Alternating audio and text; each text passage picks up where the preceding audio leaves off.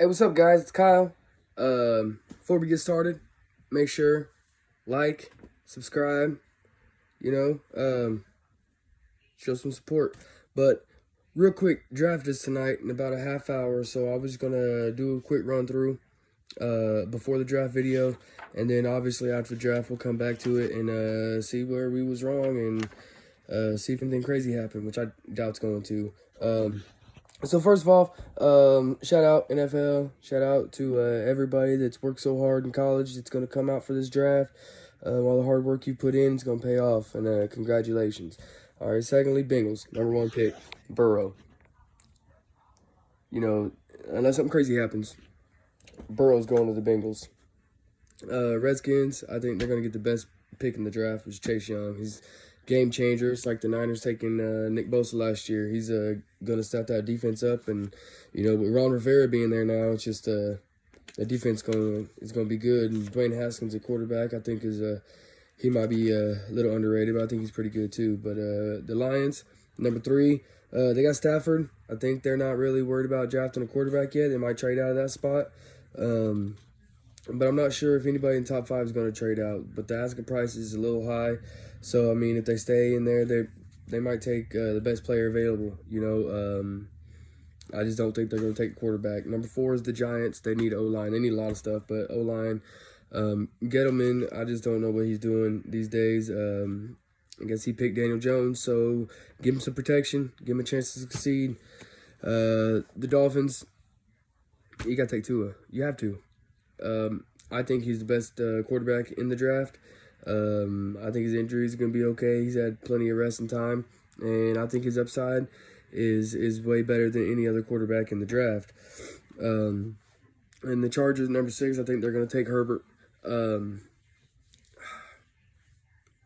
I don't know if the Dolphins are going to reach and try to take Herbert over Tua. I don't know that. I think they might, because I think it's going to be safer, but I disagree. I think Herbert's going to be like the Phillip Rivers of the Eli Manning Roethlisberger trade. Eli Manning Roethlisberger's winning championships, and then Phillip Rivers is pretty good, but he's down there. But at the same time, I don't even think Herbert's going to be as good as Phillip Rivers, which is a good pickup by the Colts. Which I think so. So at #7 we got the Panthers. Unless Clemson, that defensive tackle Simmons is sitting right there at #7. They're going to trade down. They don't really need anything crazy. The Cardinals, #8. First off,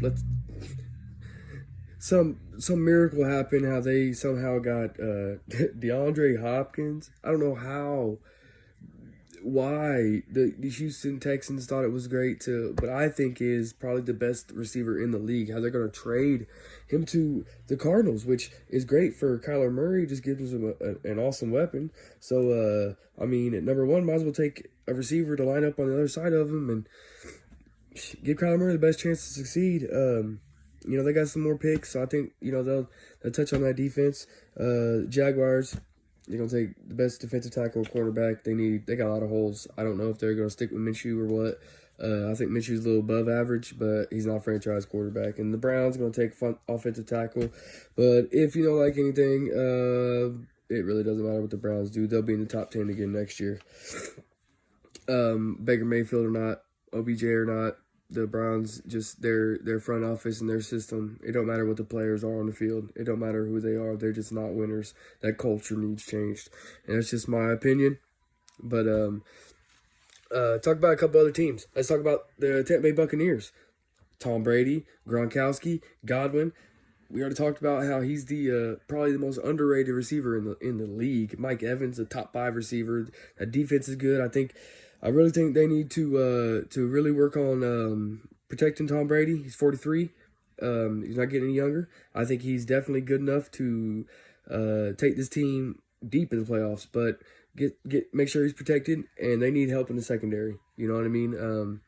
Can Brady keep up with shootouts? I don't know, but I really don't want to see it. Honestly, I'd rather that defense be able to stop players or teams from scoring a lot of points.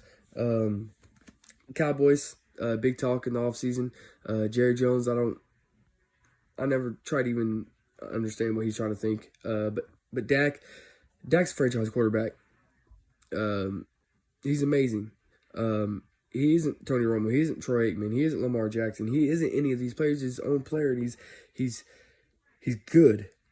And you can definitely build your franchise around Dak Prescott. I don't know what Jerry Jones is trying to do.